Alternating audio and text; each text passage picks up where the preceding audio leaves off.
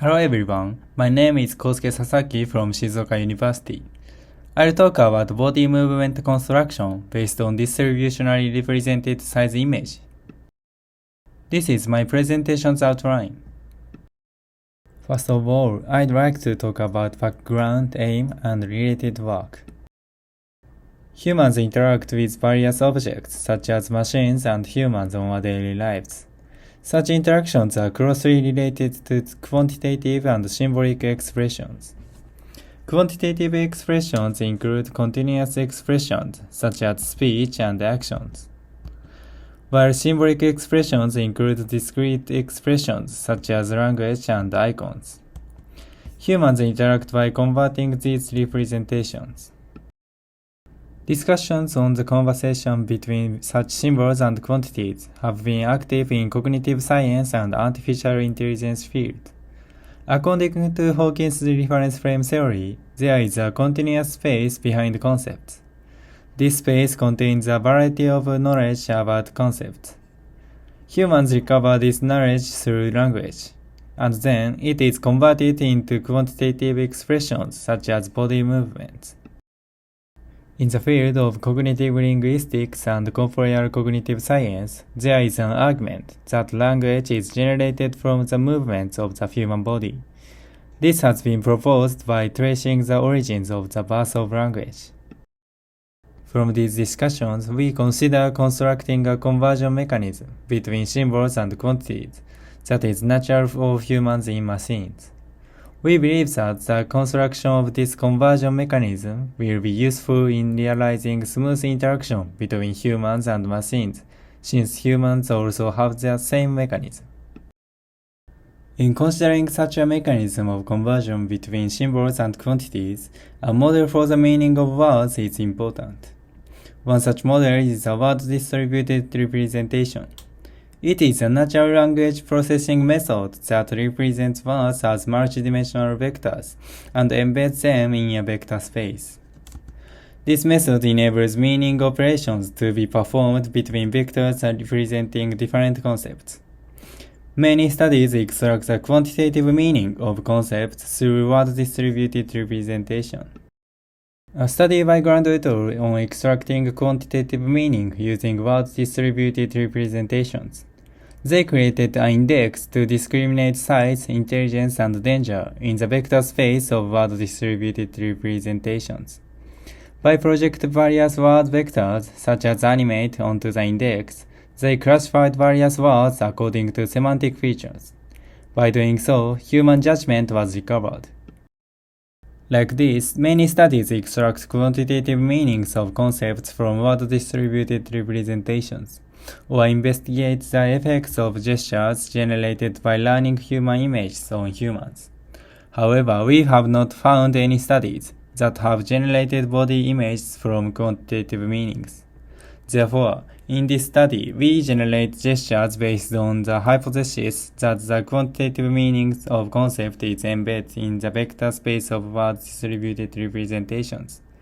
We then consider a top-down approach to verify whether such gestures give a natural impression to humans. For such an approach, we focus on the process of human gesture generation. In human gesture generation, for example, knowledge of size, color, shape, and sound is recovered from the concept of a dog. In this research, we focus on size. When restoring knowledge about the size of a dog, a size image of the dog is obtained from the space. Humans use size image as the basis for their speech, which is often accompanied by iconic gestures related to dogs. Iconic gestures are gestures that describe the shape and size of an object and are often used in human conversation. Therefore, this study focuses on size. Such gestures are defined as body images of size in this study. And this study aims to obtain the size image, which is the quantitative meaning of the concept of size, from word-distributed representations, and to generate a body image. Next, I will explain the method of generating body images through size images. This is the flow of the proposed method. First, the size index is calculated using a word-distributed representation called word2vec, and size images are generated for each word using the generated size index. Then a body image of the robot is generated using the generated size image. The first step is about size index and size image. To generate the size image of each word, it is necessary to define a size index in the word2vec vector space. In this research, we call this index the size index. This method is based on Grant's method described in related work. The size of a word is determined by comparing the size index with the vector of input words. This vector is called the size image in this research. And the index of size is defined as a vector consisting of two poles, large and small, as shown in the figure, by the operation of the vector.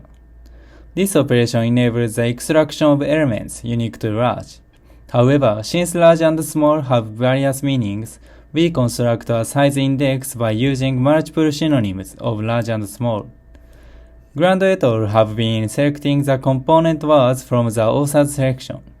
However, in this study, to increase the reliability of the component words are selected from the source.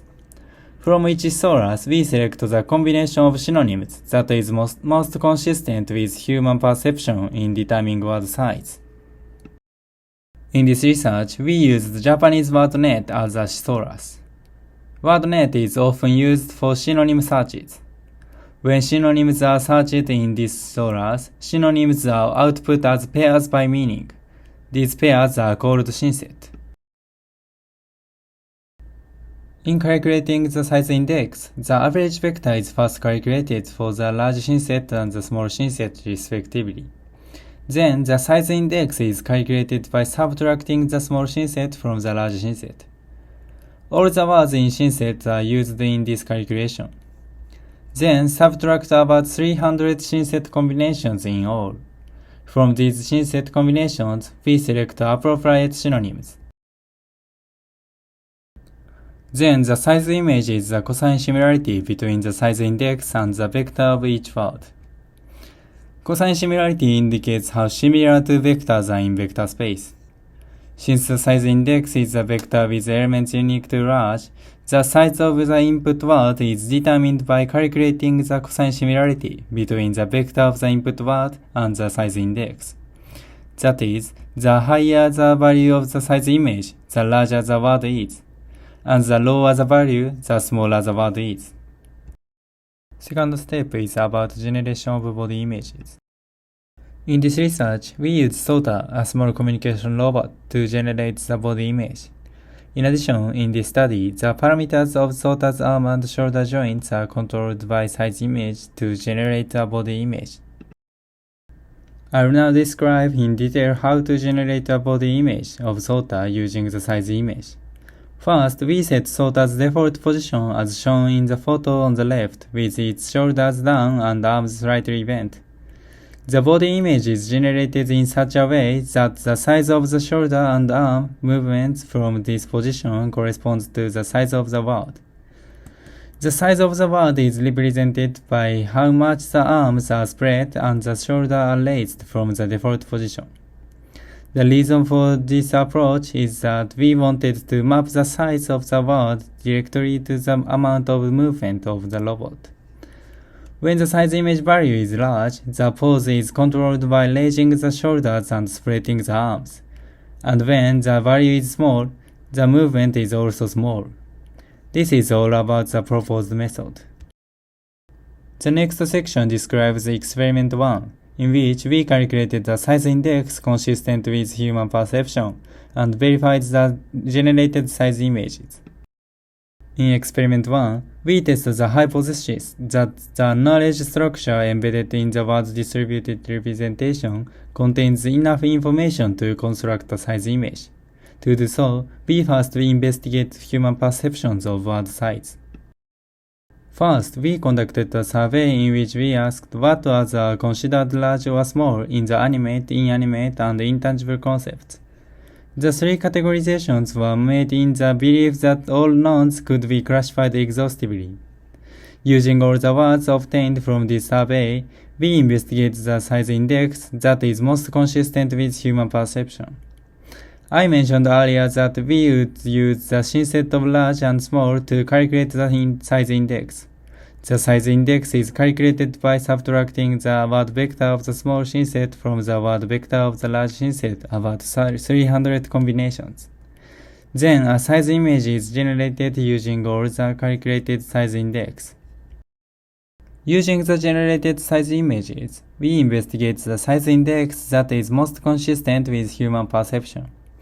This slide shows an example of using a size index calculated by combining a large synset grade and a small synset immature. For the survey, we first calculate the average value of the size image for large and small words in each category. Then, for each category, the difference is calculated by subtracting the value of the size image of the smallest word from the average value of the size image of the word answered as large. The larger this difference is, the larger the size image value of the word that was answered as large in the survey. So, the larger this difference is, the more consistent it is with human perception. So, the largest synset was examined. Here are the results of synset comparison. The graph on the right shows the distribution of differences by category. The vertical axis represents the value of the difference, and the horizontal axis represents the combination of synsets ordered by size. Looking at the overall trend, the bottom synsets tended to have meanings related to animate. Conversely, the top synsets tended to have abstract meanings. In addition, as a general trend, there were many combinations with the difference greater than 0. The combinations with the largest differences were larger than life and price spec. Therefore, we constructed a size index using larger than life and price spec. In the next section, we present experiment 2, in which we generated and validated a body image controlled by a size image. In experiment 2, we test the hypothesis that body image generated by size image can recover human judgment. These are the results of the generation of body images.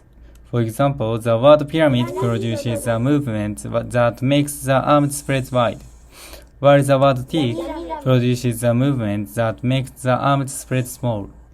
In other words, words with large size image values produce large movements, while words with small size image values produce small movements. The validity of this body image needs to be verified. To verify this, we conducted a survey. In this study, subjects first watch a video in which a robot speaks words while gesturing. Then the subjects were asked to rate the naturalness of the body image and speech on a 5-point scale. Naturalness is an indicator of whether the robot understands the meaning of words like a human when interacting with the robot. Two conditions of video were used in this experiment. One experimental group was scaled to produce a body image by a size image, and the other was a control group scaled in the opposite direction. The control group was controlled so that it made small movements when the size image value was large and large movements when the value was small. A total of 30 words were used, the top 5 words in each category obtained in the survey. This is the results of the survey. The left graph shows the naturalness value by condition for each category. The red bars indicate the experimental group and the blue bars the control group. As a result, in all categories, the experimental group was rated as more natural than the control group. This result partially supports the hypothesis that body image can recover human judgment. However, when looking at the results by category, the control group outperformed the experimental group for large inanimate and small intangible. The overall results were better for inanimate and intangible, indicating that the proposed method has a strong abstract meaning. Conversely, the physical meaning of animate is weak. Conclusion. The first hypothesis was supported in experiment 1. However, the second hypothesis was partially supported in experiment 2. Thank you for listening.